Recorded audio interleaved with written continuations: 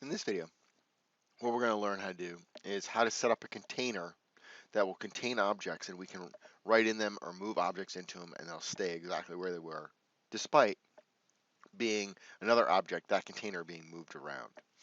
So some of the learning topics that we're going to have here are the ActivInspire windows, the property browser, how we can group objects together, restricting the movement of an object. So in this particular case, we're only going to allow that object to move vertically up and down. And then finally, how do we set up our container to only contain objects that we put in it? So if I advance to the next slide here, you can see I have a picture of Rosa Parks here, and I have a slider that allows me to move things up. And if I try and move this object left or right, I cannot do it because it's been restricted to only move vertically. All right. And you'll also notice that if I write in it, oops, I shouldn't have white. If I write in it like this, and then I go back to moving it again, this container contains that object and will scroll right off the page if we wish it to. All right. So the first thing we need to do is investigate this object. All right. What you're always going to want to do is make sure that you're in design mode. Design mode is the little icon up here. It looks like a snowflake and it's red. And that will allow me, you notice now, I can move the object wherever I want. But it'll also allow me to investigate things via the property browser. So I go to the property browser here.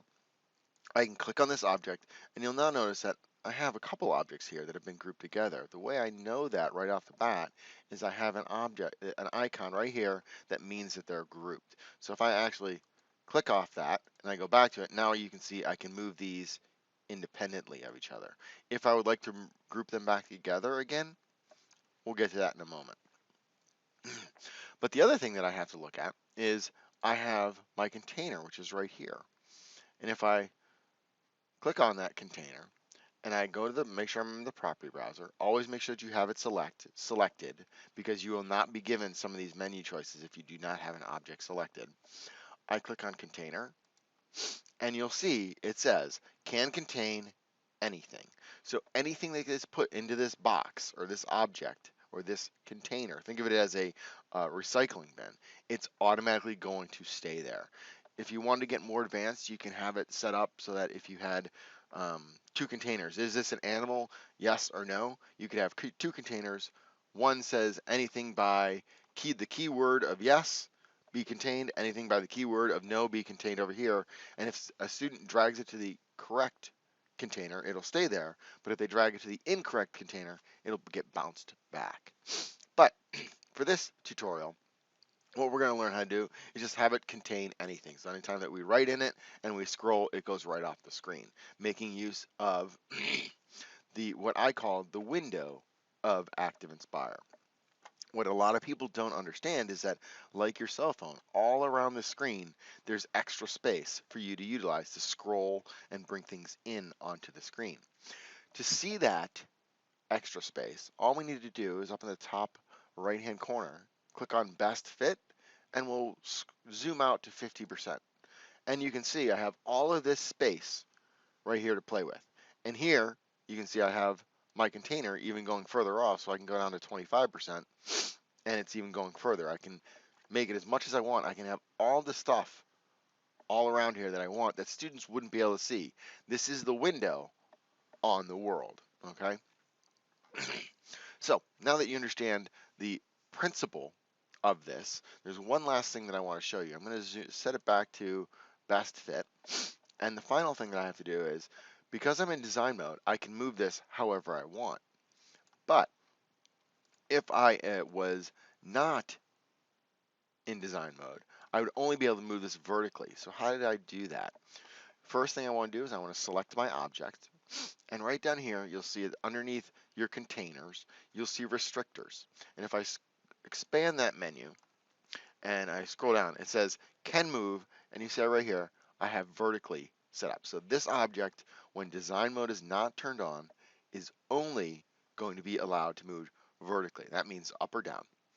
So on this next page, what we're going to do is we're going to set this all up.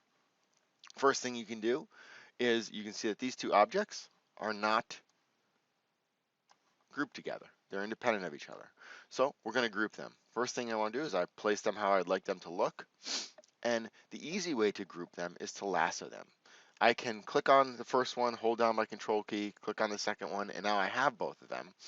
But an easier way to do it is just simply click and drag and make a square box around the objects you wish to select and let go.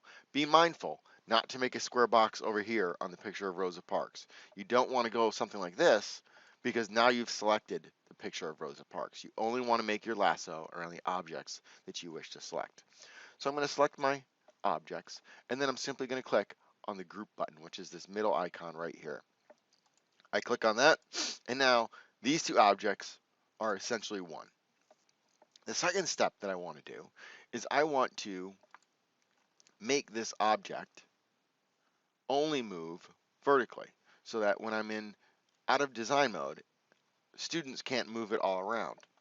The way I do that is I simply click on the object, scroll down to where it says restrictors, which will probably already be expanded for you, and I want it to move, can move. You see where it says move freely?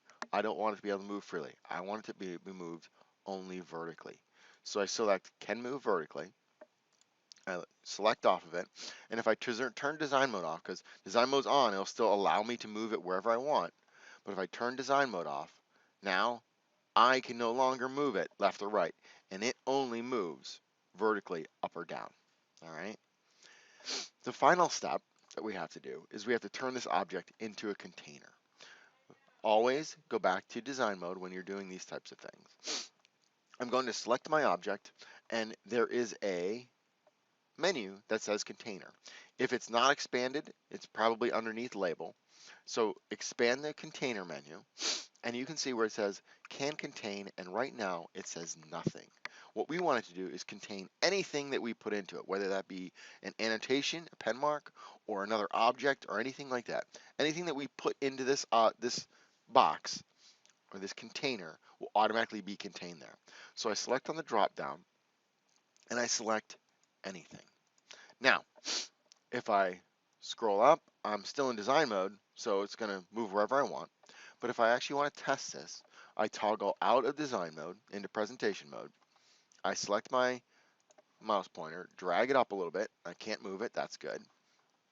I select my pen tool, and I'm going to make my pen width a little smaller, and I write in my container, and now if I drag up, you can see it's been contained, and now it's a functioning container.